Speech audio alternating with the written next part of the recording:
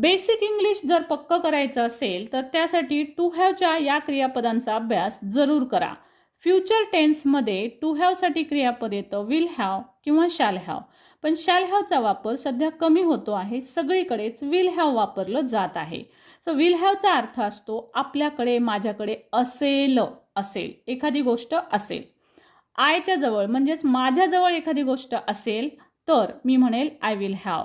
तुझ्याजवळ असेल you will have, तुमच्याजवळ असेल यू विल हॅव. यू एकवचनी आणि अनेकवचनी दोन वाक्य आहेत.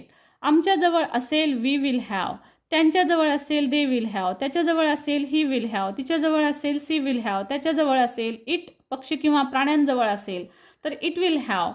एखाद्या मुलाकडे असेल पार्थ विल हॅव, एखाद्या मुलीकडे असेल तनिष्का विल हॅव. दोघांकडे असेल असं सांगायचं असेल तर Parth and Tanishka will have. अशाच गोष्टी शिकत राहा आमच्या चॅनलवर. थँक्यू.